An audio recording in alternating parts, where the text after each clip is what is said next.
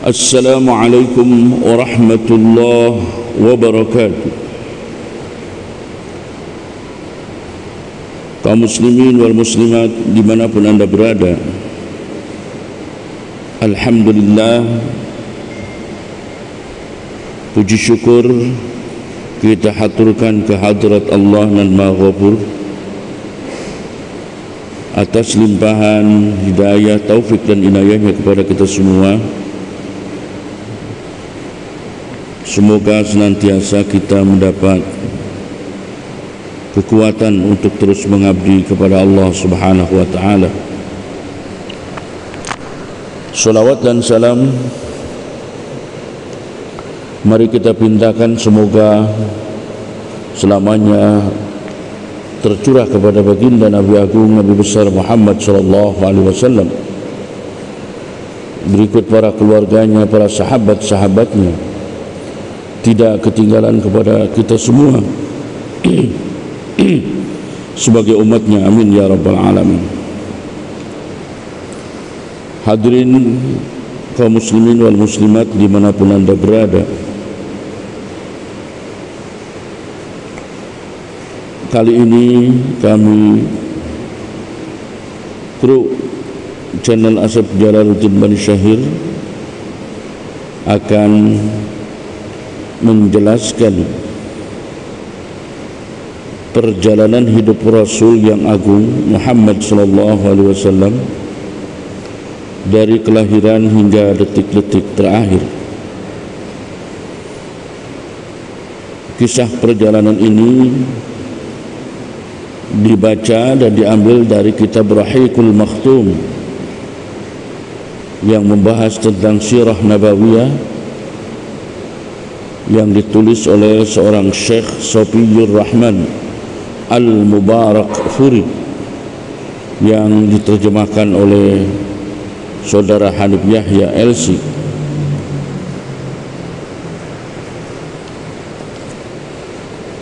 Sebelum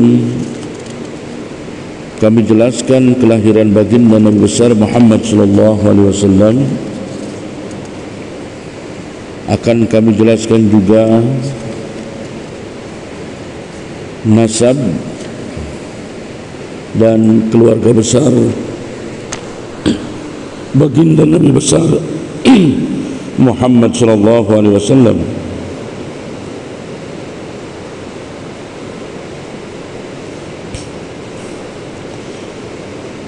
Nasab Nabi besar Muhammad sallallahu alaihi wasallam terbagi ke dalam 3 klasifikasi. Yang pertama yang disepakati oleh Ahlus Siyar wal Ansab, disepakati oleh para sejarawan dan ahli nasab,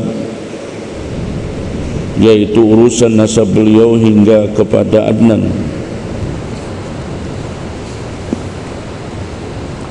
Klasifikasi yang kedua yang masih diperselisihkan antara yang mengambil sikap diam dan tidak berkomentar dengan yang berpendapat dengannya,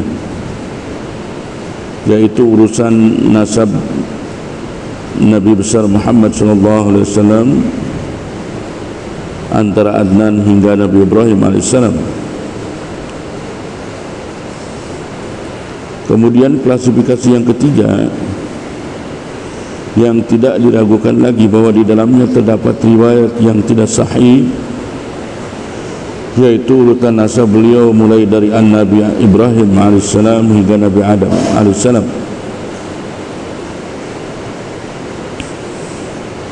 Klasifikasi pertama nasabnya adalah sebagai berikut: Nabi Yuna Muhammad bin Abdullah bin Abdul Muttalib, nama aslinya Abdul Muttalib adalah Syaibah bin Hashim, nama aslinya Amr bin Abdul Manaf, nama aslinya Abdul Manaf Al-Mughirah bin Qusay, nama asli Qusay adalah Zaid bin Kilab bin Murrah bin Ka'ab bin Lu'ay bin Ghalib bin Fihr. Dialah yang dijuluki sebagai Quraisy, yang kemudian suku ini dinisbatkan kepada dirinya. Bin Malik bin Nadhar, nama asli Nadhar adalah Qais bin Kinana bin Khuzaimah bin Mudrikah, nama asli Mudrikah adalah Amir bin Ilyas bin Mudar bin Nizar bin Ma'ad bin Adnan. Klasifikasi kedua yaitu urutan nasab di atas Adnan,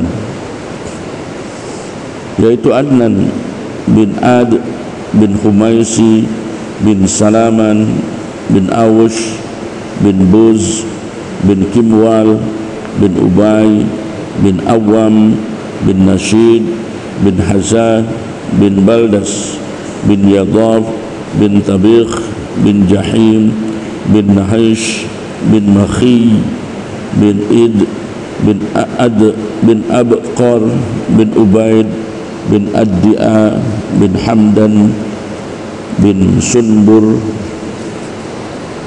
bin Yathribi bin Yahzan bin Yalhan bin Ar'awi bin Id bin Nishan bin Aysar bin Aysar bin Afnad bin Ayham bin Muqassir bin Ahith bin Zarih bin Sumay bin Mizi bin Udah bin Uram bin Qaidar bin Ismail bin Ibrahim alaihi salam.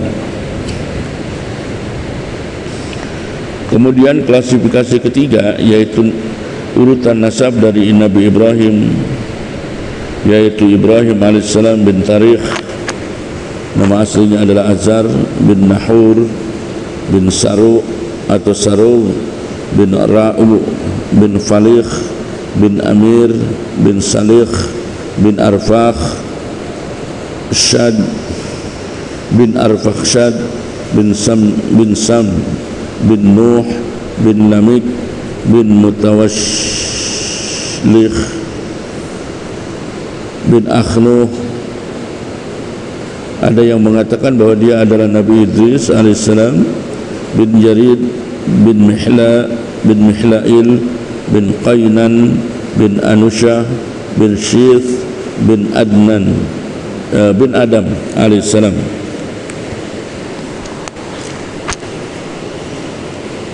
Keluarga besar Nabi Muhammad sallallahu alaihi wasallam atau yang dikenal dengan Al-Usrah An-Nabawiyah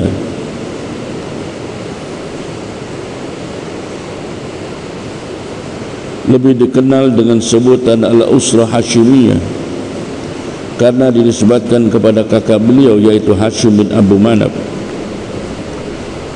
Oleh karenanya kita sedikit akan menyinggung tentang kondisi Hashim ini dan orang-orang setelahnya.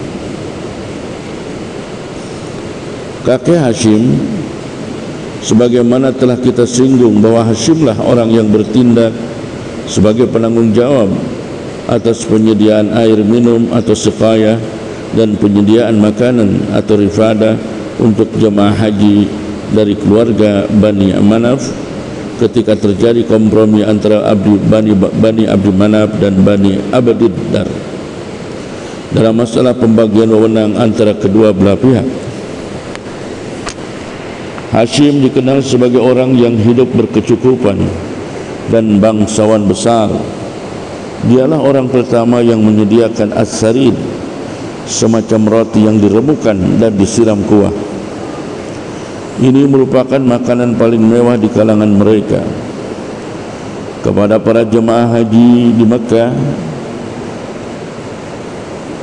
nama aslinya adalah Amr Adapun kenapa dia dinamakan Hashim, hal ini karena pekerjaannya yang meremukan roti tersebut sesuai dengan arti kata Hashim dalam bahasa Arabnya. Dia jugalah orang pertama yang membuat tradisi melakukan 2 perjalanan niaga bagi kaum Quraisy, yaitu Rihlatus Syita, perjalanan niaga di musim dingin ke wilayah Syam, dan Rihlatus Saif, perjalanan niaga di musim panas ke wilayah Yaman. Kedua perjalanan tersebut disebutkan di dalam surat Al-Quraisy. Berkenaan dengan hal ini, seorang penyair bersenandung, "Amarlah orang yang menghidangkan sarid kepada kaumnya, kaum di Makkah yang ditimpa kurang hujan dan pacaklik. Olehnya lah pencanangan tradisi 2 perjalanan niaga di musim dingin dan di musim panas." Di antara kisah tentang dirinya, suatu hari Hashim pergi berniaga ke kota Syam.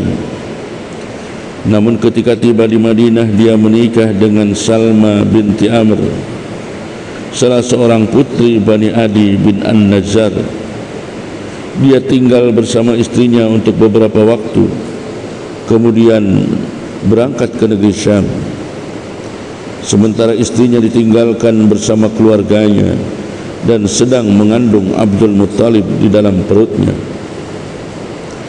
Hashim akhirnya meninggal di Gaza, salah satu kawasan di Palestina.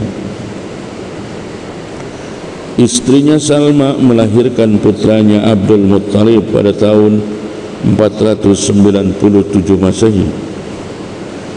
Lalu ibunya menamakannya Syaibah, yang berarti uban, karena tumbuhnya uban di kepalanya.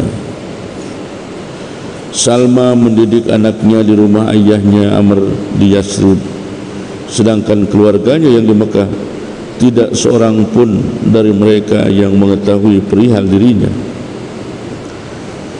Hashim mempunyai 4 orang putra dan 5 orang putri. Keempat putranya tersebut adalah As'ad, Abu Saifi, Nadlah, dan Abdul Muttalib. Sedangkan kelima putrinya adalah Asy-Syifa, Khalidah, Daifah, Ruqayyah, dan Jannah. Kemudian tentang Abdul Muttalib, dari pembahasan yang telah lalu, kita telah mengetahui bahwa tanggungjawab atas penanganan siqayah, soal minuman, dan daripada soal makanan sepeninggalnya Hashim diserahkan kepada saudaranya yang bernama Al-Muttalib bin Abdu Manaf. Dia adalah seorang bangsawan yang disegani dan memiliki karisma di kalangan kaumnya. Orang-orang Quraisy menjulukinya Al-Fayyad karena kedermawanannya.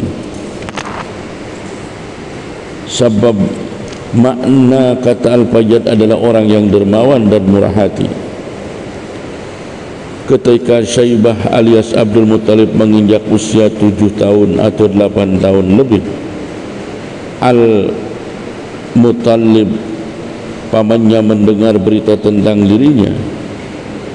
Lantas Al-Muttalib pergi mencarinya. Ketika bertemu dan melihatnya, berlinanglah air mata Al-Muttalib. Lalu anak tersebut dipeluk erat-erat dan dinaikkan ke atas tunggangannya untuk dibonceng. Namun keponakannya ini menolak hingga diizinkan dahulu oleh ibunya.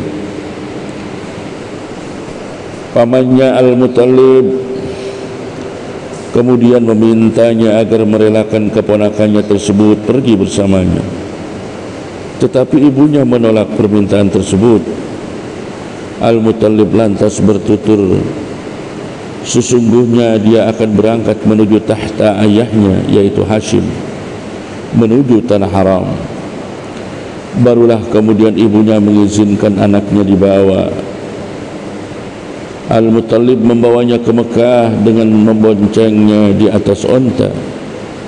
Melihat hal itu, orang-orang berteriak, inilah Abdul Muttalib, inilah budaknya Muttalib.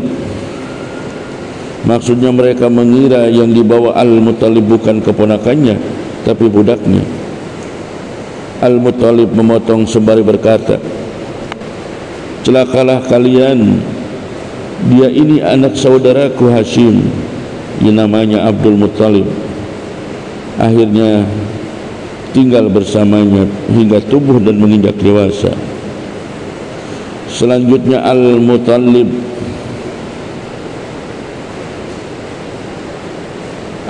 meninggal di Radman, sebuah kawasan di Yaman, dan kekuasaannya kemudian beralih kepada keponakannya Abdul Muttalib.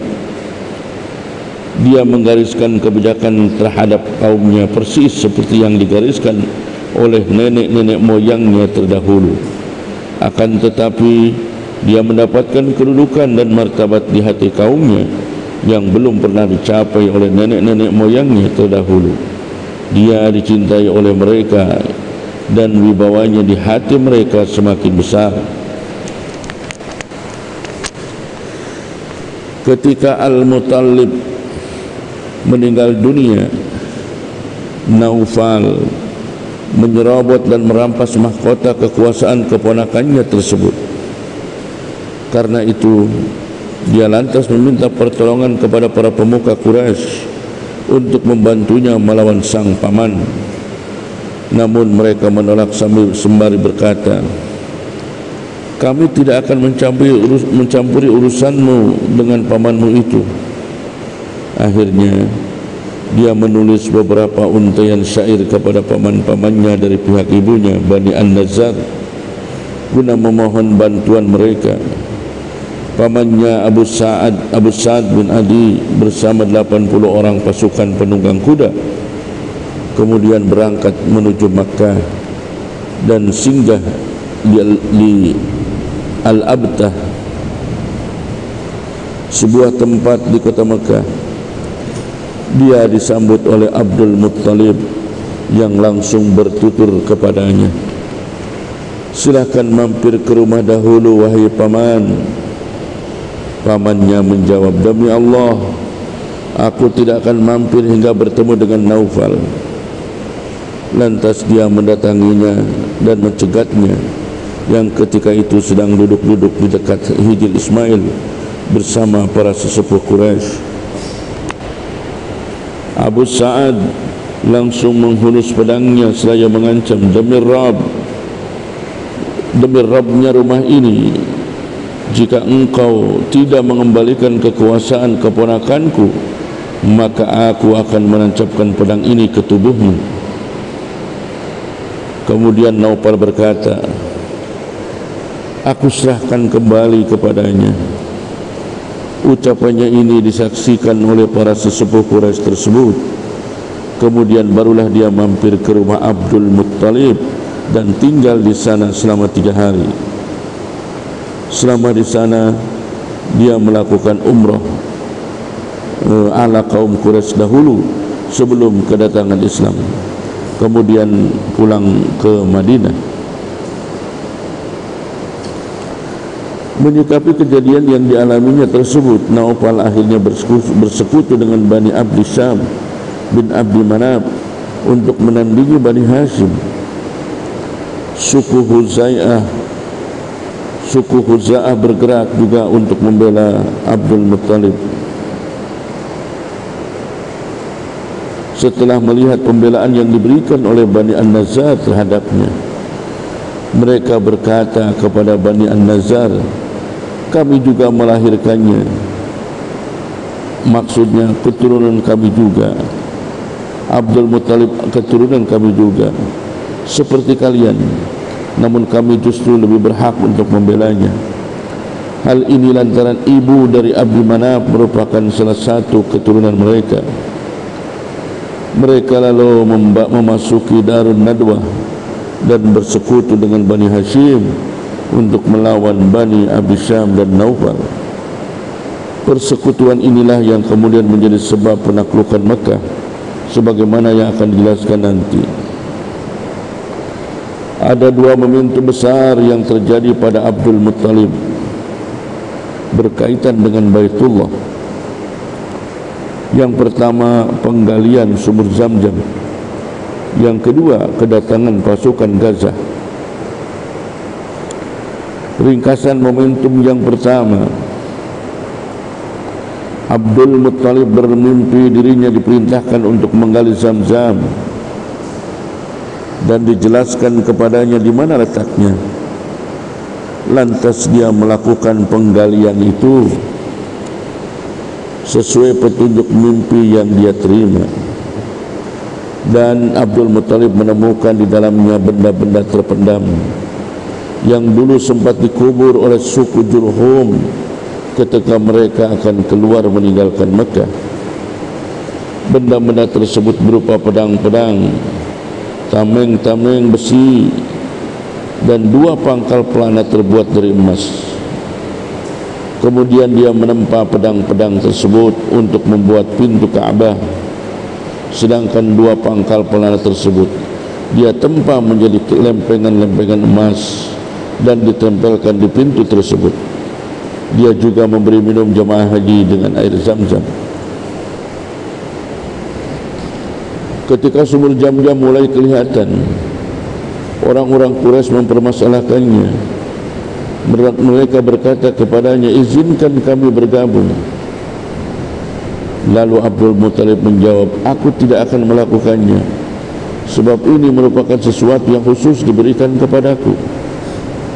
Mereka tidak tinggal diam begitu saja, tetapi menggelar permasalahannya ke sidang pengadilan yang dipimpin oleh seorang dukun wanita dari Bani Sa'ad di pinggiran negeri Syam.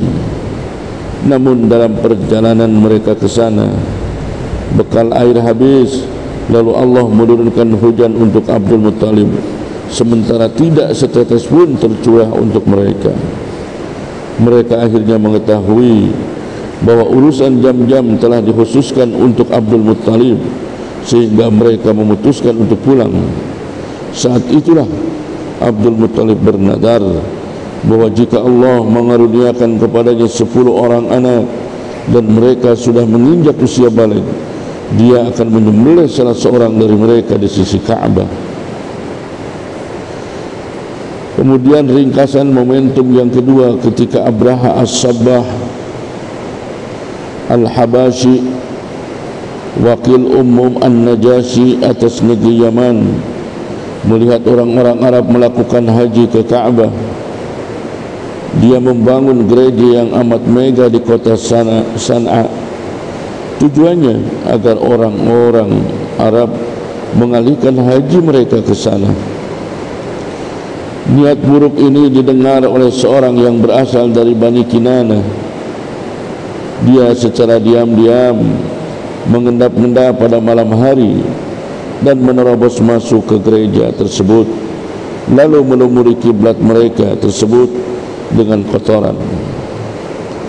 Tatkala mengetahui pelecehan ini, meledaklah amarah Abraha, dan serta merta dia mengerahkan pasukan besar yang berkekuatan sebanyak 60.000 personil menuju Ka'bah untuk meluluh lantakannya. Dia juga memilih gajah yang paling besar sebagai tunggangannya. Dalam pasukan tersebut terdapat 9 atau 13 ekor gajah yang lain. Dia meneruskan perjalanannya hingga sampai di suatu tempat yang bernama Al-Mughammash. Di tempat inilah dia membawa memobilisasi pasukannya,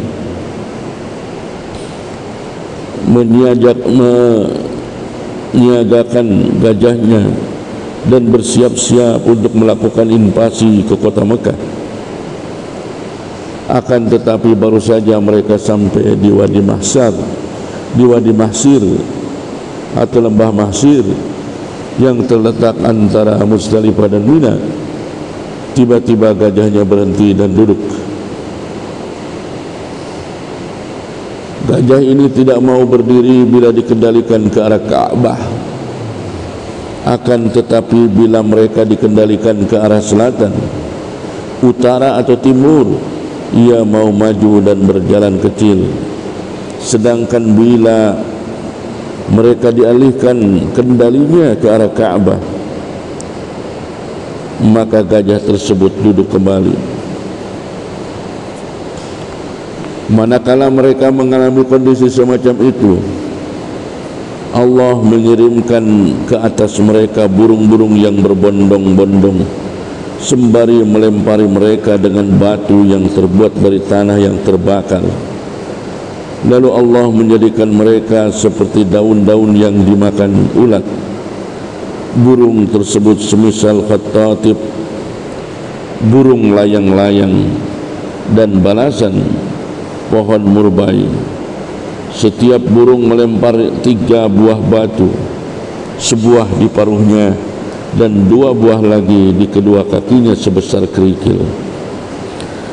Tidaklah lemparan batu tersebut mengenai seseorang, melainkan akan menjadikan anggota-anggota badannya hancur berkeping-keping dan binasa. Tidak semua dari mereka memang terkena lemparan tersebut. Ada yang dapat keluar melarikan diri, tetapi mereka saling berdesakan satu sama lainnya, sehingga banyak yang jatuh di jalan-jalan, lantas mereka binasa terkapar di setiap tempat. Sedangkan Abraha sendiri, Allah kirimkan kepadanya satu penyakit yang membuat sendi jari jemari tangannya tanggal dan berjatuhan satu persatu.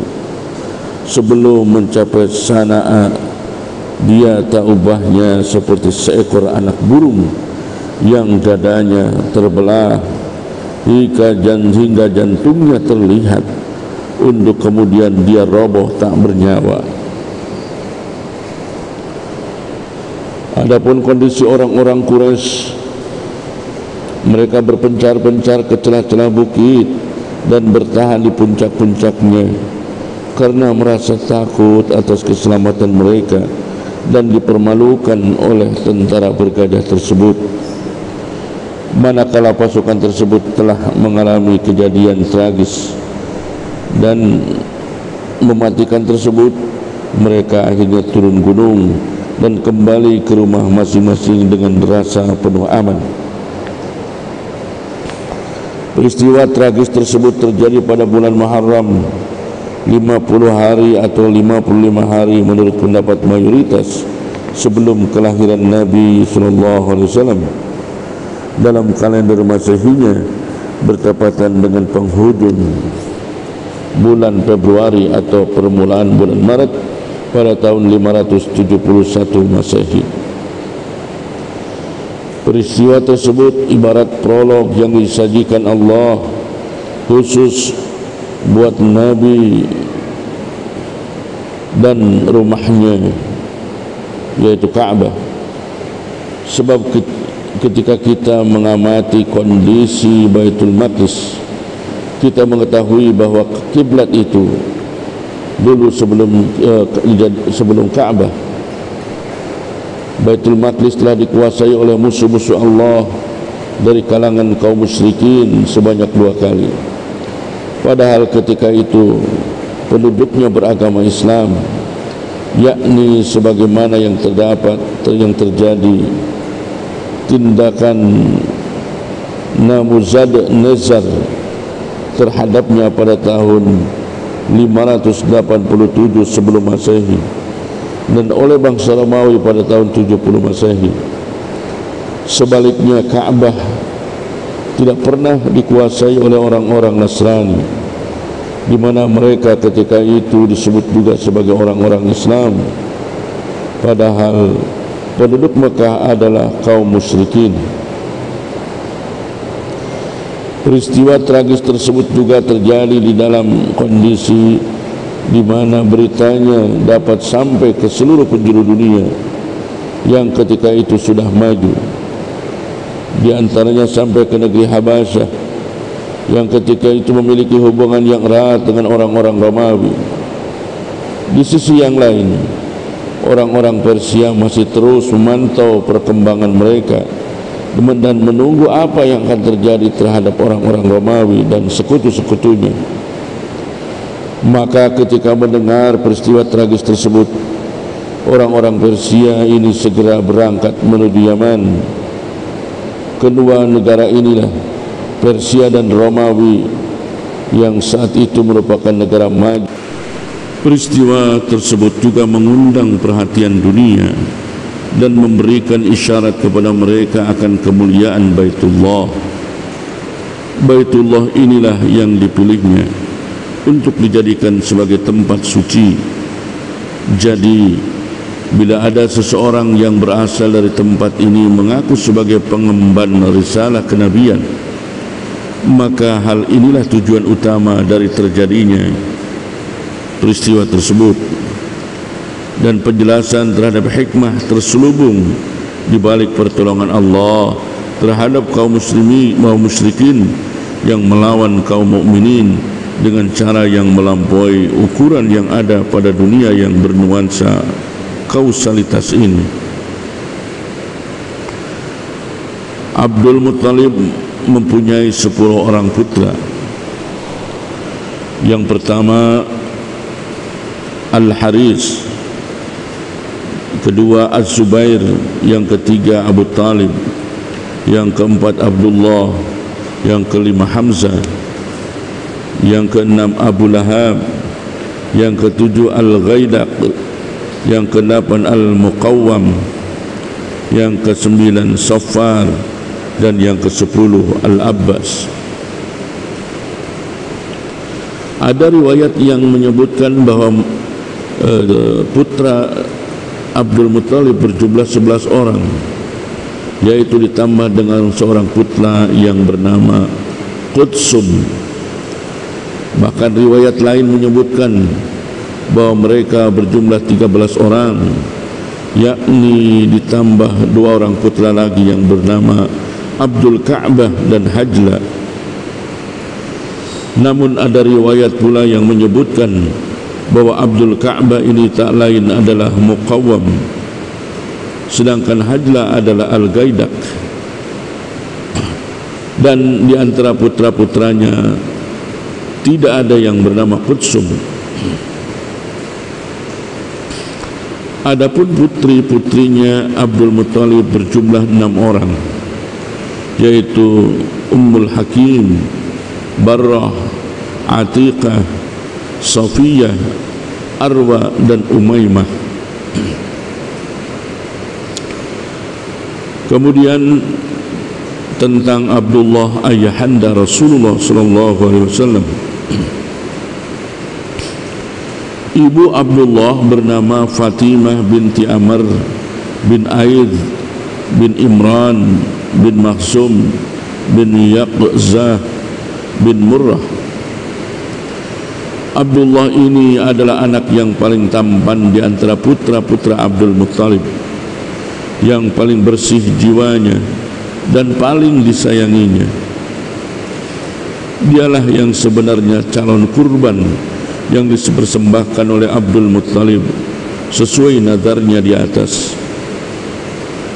Adapun kisahnya, ketika Abdul Muttalib sudah menggenapkan jumlah anak laki-lakinya menjadi 10 orang dan mengetahui bahwa mereka mencegahnya agar mengurungkan niatnya, dia kemudian memberitahu mereka perihal nadar tersebut, sehingga mereka pun mau menaatinya. Abdul Muttalib menulis nama-nama mereka di anak panah yang akan diundikan di antara mereka dan dipersembahkan kepada Hubbal. Kemudian undian tersebut dimulai dan yang keluar adalah nama Abdullah. Maka Abdul Muttalib membimbingnya sembari membawa pedang dan pergi menuju ke Ka'bah untuk segera menyembelihnya. Namun orang-orang Quraisy mencegahnya, terutama paman-pamannya dari pihak ibu dari Bani Makhsum dan saudaranya Abu Talib. Menghadapi sikap tersebut, Abdul Muttalib berkata, lantas apa yang harus kuperbuat dengan nazarku? Mereka menyarankan agar dia mendatangi tukang ramal wanita dan meminta petunjuknya. Kemudian Abdul Muttalib datang kepadanya dan meminta petunjuknya. Lalu si peramal wanita ini memerintahkan untuk mengundi antara anak panah bertuliskan nama Abdullah dan anak panah bertuliskan 10 ekor unta. Jika yang keluar nama Abdullah, maka dia Abdul Muttalib harus menambah tebusan 10 ekor unta lagi. Begitu seterusnya hingga Rabbnya ridho. Dan jika yang keluar nama unta, maka cukuplah unta itu yang disembelih sebagai kurbannya. Abdul Muttalib pun kemudian pulang ke rumahnya dan melakukan undian antara nama Abdullah dan 10 ekor unta. Lalu keluarlah nama Abdullah. Manakala yang terjadi seperti ini, Abdul Muttalib terus menambah tebusan atasnya 10 ekor unta. Begitu seterusnya. Setiap diundi maka yang keluar adalah nama Abdullah. Dan Abdul Muttalib pun terus menambahnya dengan 10 ekor unta sebagai tebusannya, hingga unta tersebut berjumlah 100 ekor. Barulah undian tersebut jatuh pada nama-nama unta tersebut. Maka kemudian Abdul Muttalib menyembelih seekor unta tersebut sebagai pengganti dari Abdullah. Lalu unta tersebut ditinggalkannya begitu saja, dan Abdul Muttalib tidak melarang siapapun yang menginginkannya, baik manusia ataupun binatang buas. Dulu diat atau denda ganti rugi jiwa yang terbunuh di kalangan Quraisy dan bangsa Arab secara keseluruhan dihargai dengan 10 ekor unta. Namun sejak peristiwa itu maka dirubah menjadi 100 ekor unta yang kemudian dilegitimasi oleh Islam. Diriwayatkan dari Nabi Muhammad SAW bahwasanya beliau bersabda, akulah anak cucu dari 2 orang yang dipersembahkan sebagai sembelihan kurban, yakni Nabi Ismail dan ayah beliau Abdullah.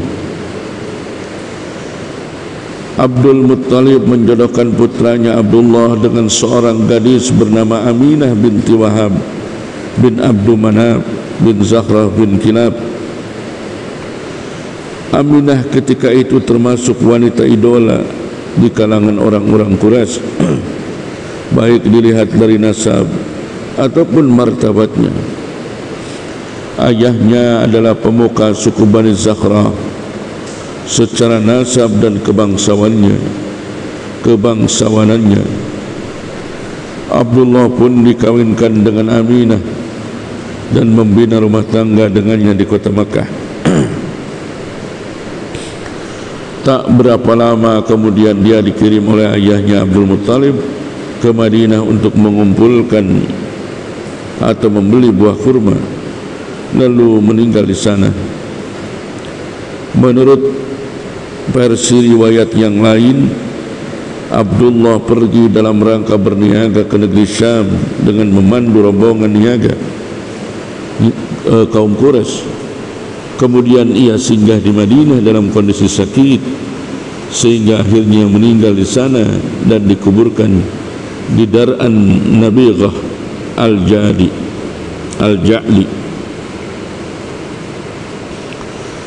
Pada saat itu Abdullah baru berumur 25 tahun dan wafatnya tersebut sebelum kelahiran Rasulullah SAW. Demikian pendapat mayoritas sejarawan. Tapi ada riwayat lain yang menyebutkan bahwa dia wafat 2 bulan setelah kelahiran Nabi atau lebih dari itu. Saat berita kematiannya sampai ke Mekah, Aminah sang istri meratapi kepergian sang suami dengan untaian bait syair yang sangat indah dan amat menyentuh. Seorang cucu Hashim tiba membawa kebaikan di dekat Bata, keluar mendampingi Lahad tanpa suara yang jelas. Rupanya kematian mengundangnya, lantas disambutnya. Ia kematian tak pernah mendapatkan orang semisal cucu Hashim. Di saat mereka tengah memikul keranda kematiannya di sore hari, sahabat-sahabatnya saling bersakan untuk melayatnya. Bilalah pemandangan berlebihan itu diperlakukan maut untuknya. Sungguh itu pantas, karena dia adalah dermawan dan penuh kasih.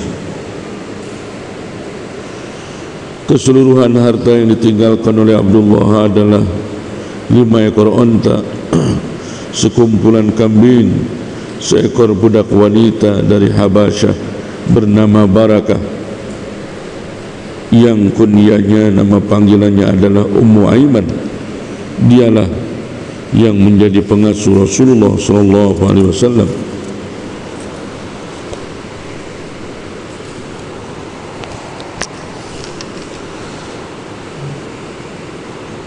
Kemudian saudaraku kaum muslimin wal muslimat dimanapun anda berada, kelahiran dan 40 tahun sebelum kenabian,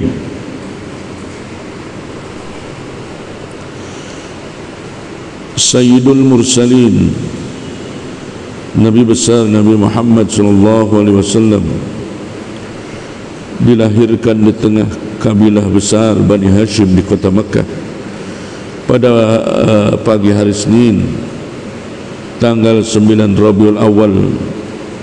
Di dalam kitab Rahiqul Maktum ini, dalam riwayat yang masyhur tanggal 12 Rabiul Awal, pada tahun tragedi pasukan bergajah atau 40 tahun dari berlalunya kekuasaan Kisra Anushirwan, juga bertepatan dengan tanggal 20 atau 22 April tahun 571 Masehi, sesuai dengan analisis seorang ulama besar, Muhammad Sulaiman Al-Mansur Furi, dan seorang astrolog ilmu falak, Mahmud Basha.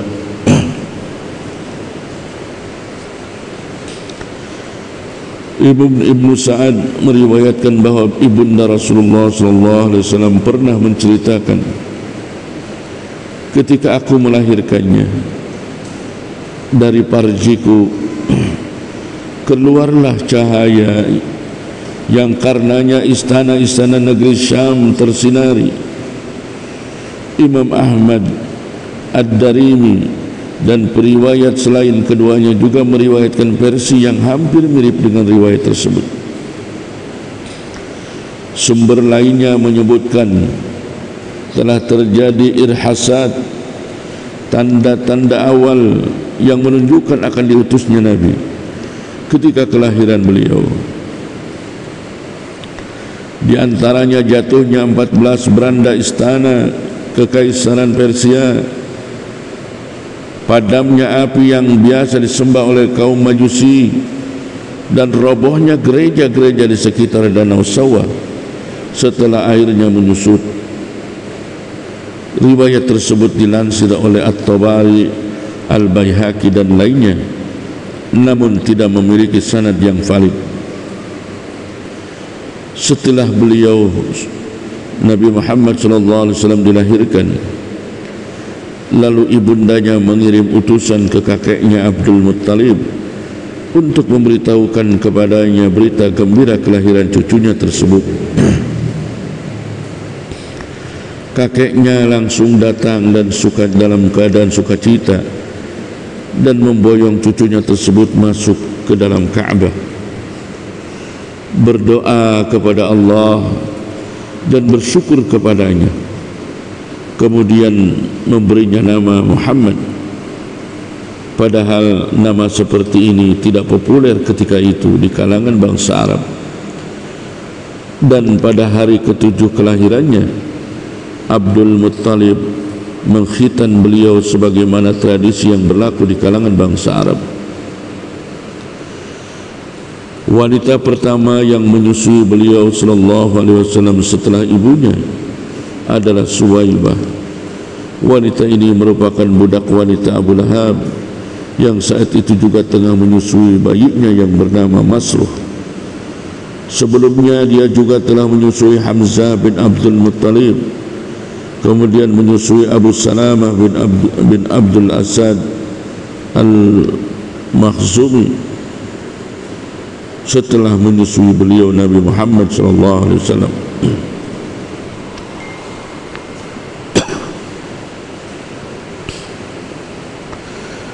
Di perkampungan kabilah Bani Sa'ad,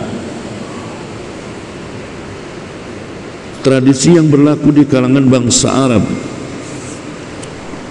yang tinggal di kota adalah mencari para wanita yang dapat menyusui bayi-bayinya sebagai tindakan preventif terhadap tersebarnya penyakit-penyakit kota. Hal itu mereka lakukan agar tubuh bayi-bayi mereka kuat, berotot kekar, dan mahir berbahasa Arab sejak masa kanak-kanak. Oleh karena itu Abdul Muttalib mencari wanita-wanita yang dapat menyusui Rasulullah. Dia akhirnya mendapatkan seorang wanita penyusu dari kabilah Bani Sa'ad bin Bakar yang bernama Halimah binti Abu Zu'aib. Suami wanita ini bernama Al-Haris bin Abdul Uzza yang berjuluk Abu Kabsyah, yang juga berasal dari kabilah yang sama. Dengan begitu di sana Rasulullah sallallahu alaihi wasallam memiliki banyak saudara sesusu, yaitu Abdullah bin Al-Haris, Anisah binti Al-Haris, Huzafah atau Juzamah binti Al-Haris. Dialah yang berjuluk Asy-Syaimah, sebuah julukan yang lebih populer ketimbang namanya. Halimah merawat Rasulullah serta Abu Sufyan bin Al-Haris bin Abdul Muttalib, saudara sepupu Rasulullah sallallahu alaihi wasallam. Paman beliau Hamzah bin Abdul Muttalib juga disusui di tengah kabilah Bani Sa'ad bin Bakar. Suatu hari ibu susunya menyusui Rasulullah sallallahu alaihi wasallam saat beliau berada di sisi ibu susunya Halimah. Dengan demikian Hamzah merupakan saudara sususan Rasulullah sallallahu alaihi wasallam dari dua pihak, yaitu Suwaibah dan Halimah Sa'diyah.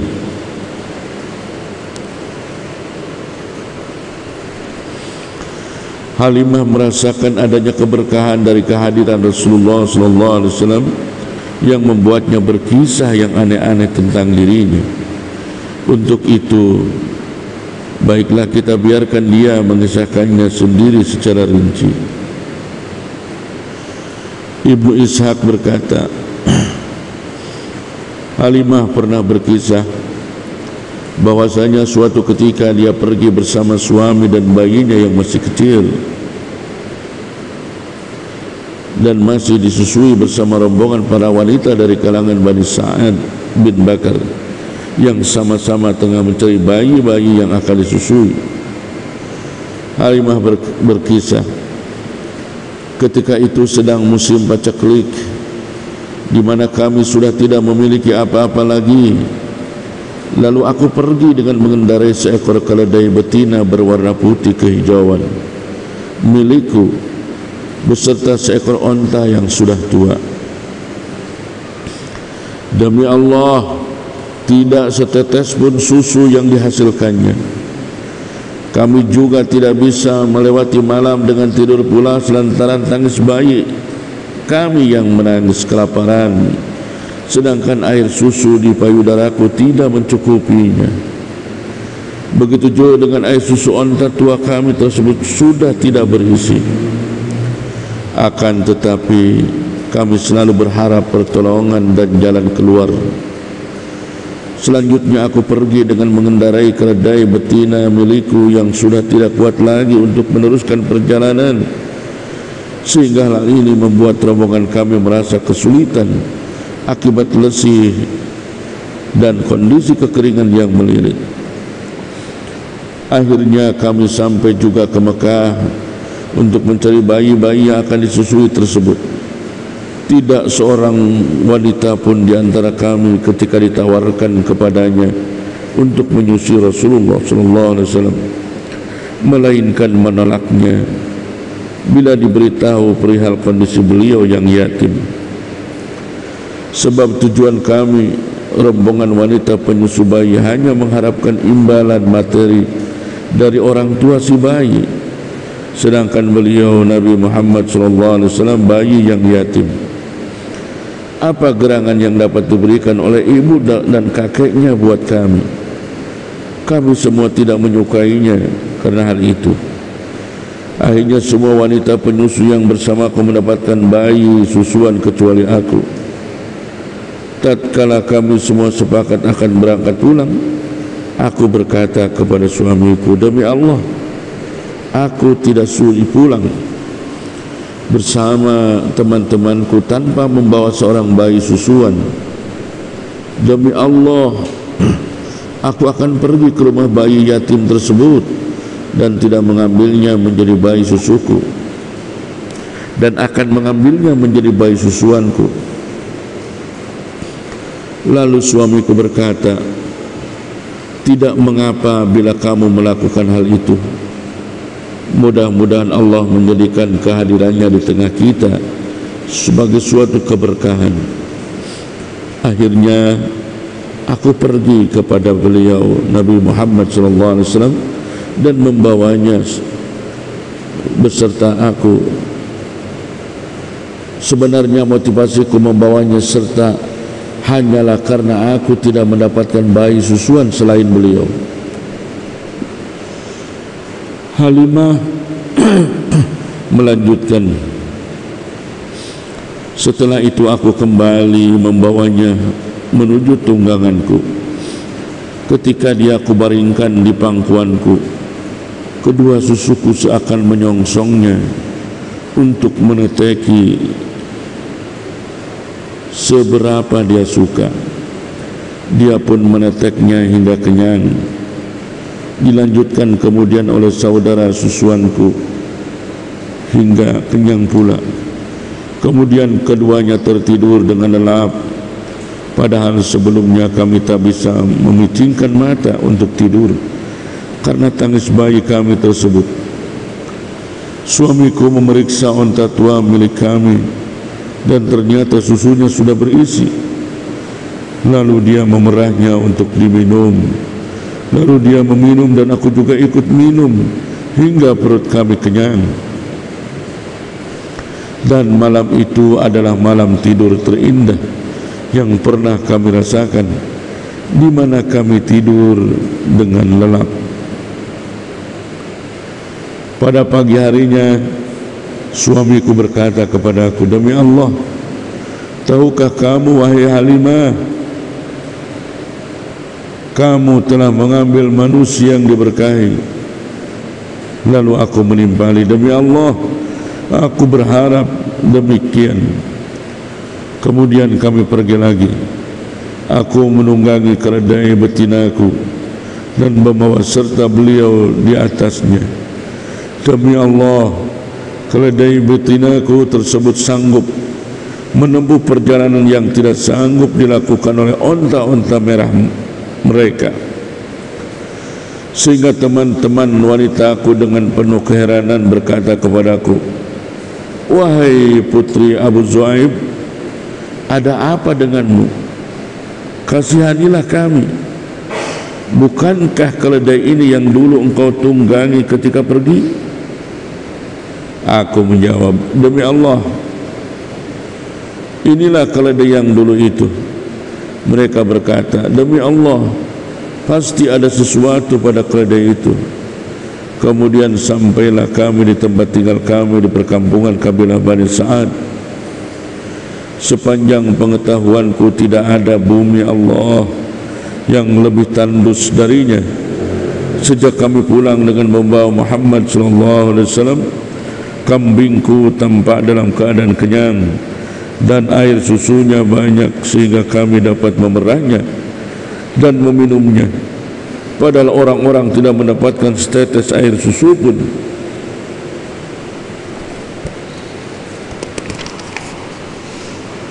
Meskipun susu kambing. Kejadian ini membuat kaumku bermukim berkata kepada para pengembala mereka, celakalah kalian, pergilah ikuti kemana saja pengembala kambing putih Abu Zuhaib mengembalakan kambingnya. Meskipun demikian, realitasnya kambing-kambing mereka tetap kelaparan dan tidak mengeluarkan air susu setetes pun. Sedangkan kambingku selalu kenyang dan banyak air susunya. Demikianlah kami selalu mendapatkan tambahan nikmat dan kebaikan dari Allah, hingga tak terasa 2 tahun pun berlalu dan tiba waktuku untuk menyapihnya. Dia tumbuh berkembang, tidak seperti kebanyakan anak-anak sebayanya. Sebab sebelum mencapai usia 2 tahun, dia sudah tumbuh dengan postur yang bongsor. Halimah kemudian melanjutkan ceritanya. Akhirnya kami mengunjungi ibunya, dan dalam hati yang paling dalam kami sangat berharap dia masih bisa berada di tengah keluarga kami karena keberkahan yang kami rasakan sejak keberadaannya tersebut. Kemudian kami membujuk ibunya. Aku berkata kepadanya, kiranya anda sudi membiarkan anak ini bersamaku lagi hingga dia besar, sebab aku khawatir dia terserang penyakit menular yang bisa menjangkiti kota Mekah. Kami terus memelas kepadanya hingga dia bersedia mengembalikannya untuk tinggal bersama kami lagi. Begitulah Rasulullah SAW akhirnya tetap tinggal di perkampungan kabilah Bani Sa'ad hingga terjadinya peristiwa dibelahnya dada beliau ketika berusia 4 atau 5 tahun.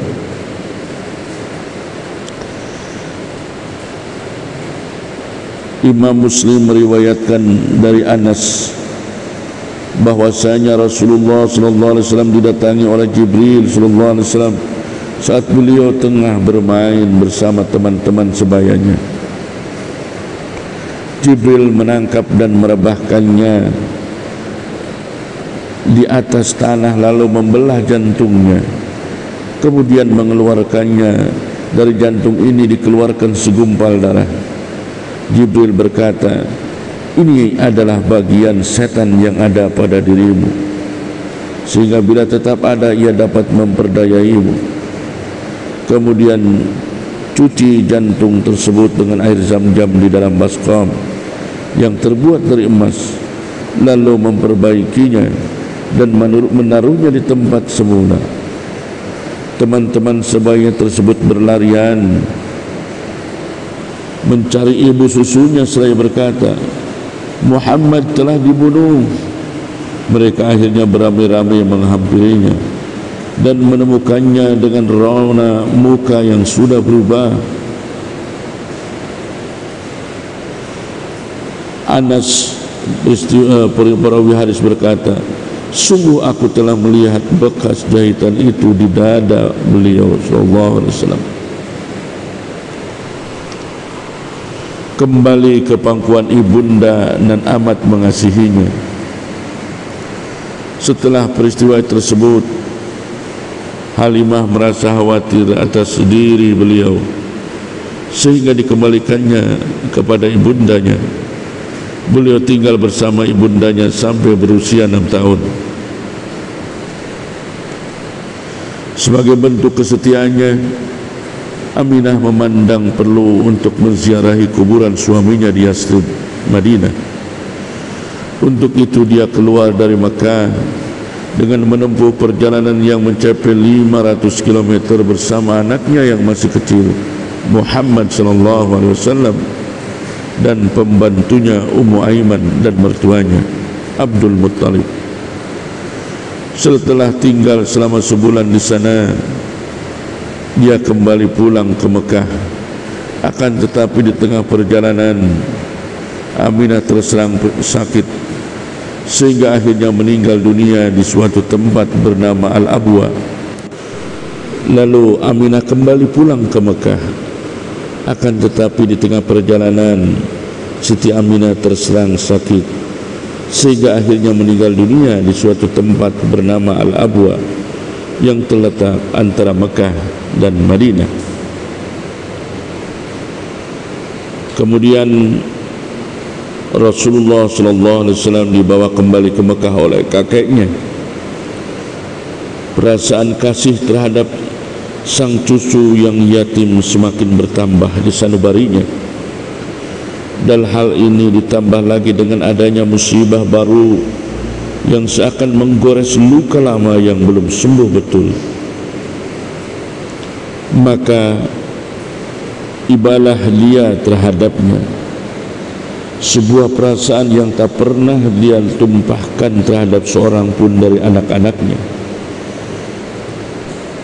Dia tidak lagi membiarkan cucunya tersebut hanyut dengan kesendirian yang terpaksa harus dialaminya. Bahkan dia lebih mengedepankan kepentingannya daripada kepentingan anak-anaknya.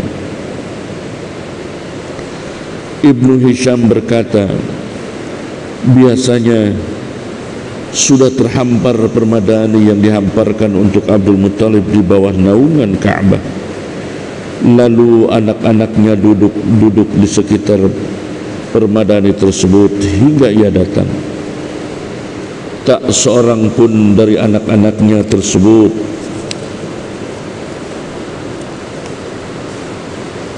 yang berani duduk di situ sebagai rasa hormat terhadapnya. Namun Rasulullah SAW pernah suatu ketika saat beliau berusia sekitar 2 tahun datang dan langsung duduk di atas permadani tersebut. Paman-pamannya serta merta mencegahnya agar tidak mendekati ke tempat itu. Bila kebetulan melihat tindakan anak-anaknya itu, Abdul Muttalib berkata kepada mereka, "Jangan kau ganggu cucuku. Demi Allah, sesungguhnya dia nanti akan menjadi orang yang besar." Kemudian ia duduk bersama beliau di permadani tersebut sembari mengusap-ngusap punggungnya dengan tangannya. Dia merasa senang dengan kelakuan cucunya tersebut. Saat beliau berusia 8 tahun 2 bulan 10 hari, kakeknya Abdul Muttalib meninggal dunia di kota Makkah. Sebelum meninggal, dia memandang bahawa selayaknya dia menyerahkan tanggung jawab terhadap cucunya Muhammad tersebut kepada paman beliau Abu Talib, saudara kandung ayahnya. Lalu Abu Talib melaksanakan amanah yang diembankan kepadanya untuk mengasuh keponakannya Muhammad dengan sebaik-baiknya dan menggabungkan beliau dengan anak-anaknya. Dia bahkan mendahulukan kepentingan Muhammad ketimbang kepentingan mereka. Dia juga mengistimewakannya dengan penghormatan dan penghargaan. Perlakuan tersebut terus berlanjut hingga beliau SAW berusia di atas 40 tahun. Pamannya masih tetap memuliakan beliau, membentangkan perlindungan terhadapnya, menjalin persahabatan ataupun mengorbankan permusuhan dalam rangka membelanya. Dan sekilas tentang hal itu akan kami paparkan nanti pada pembahasan berikutnya. Ibnu Asakir meriwayatkan hadis dari Jalhamah bin Arfatah. Dia berkata, ketika aku datang ke Mekah mereka sedang mengalami musim pacaklik. Lantas orang-orang Quraisy berseru, "Wahai Abu Talib, air lembah telah mengering dan kemiskinan merajalela. Untuk itu mari kita meminta agar diturunkan hujan." Kemudian Abu Talib keluar dengan membawa seorang anak yang laksana matahari diselimuti oleh awan tebal, pertanda hujan lebat akan turun, yang darinya muncul kabut tebal, yang di sekitarnya terdapat sumber mata air sumur. Lalu Abu Talib memegang anak tersebut, menyandarkannya di punggungnya, disandarkan juga di dalam ke Ka'bah, serta menangguinya dengan jari-jari jemarinya dari panasnya matahari. Ketika itu tidak ada gumpalan awan sama sekali. Muncul tiba-tiba awan datang dari sana sini. Kemudian turunlah hujan dengan lebatnya sehingga lembah mengalirkan air dan lahan-lahan tanah menjadi subur. Mengenai peristiwa itu, Abu Talib menyinggungnya dalam rangkaian baitnya. Dan anak yang putih, sang penolong anak-anak yatim dan pelindung para janda, melalui kedudukannya lah hujan diharapkan turun. Kaum muslimin, kaum muslimat dimanapun anda berada,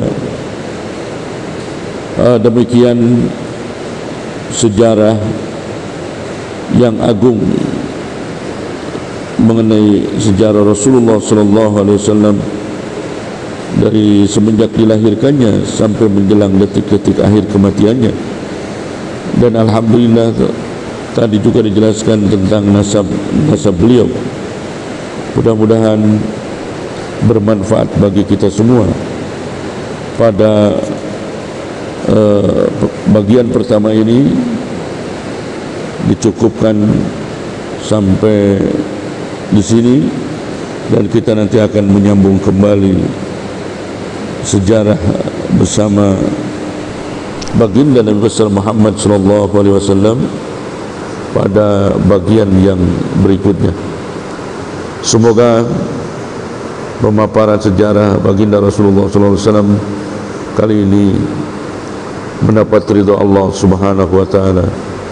Sekian, wallahu a'lam bissawab, wallahul muwaffiq ila aqwamit thoriq. Assalamualaikum warahmatullahi wabarakatuh.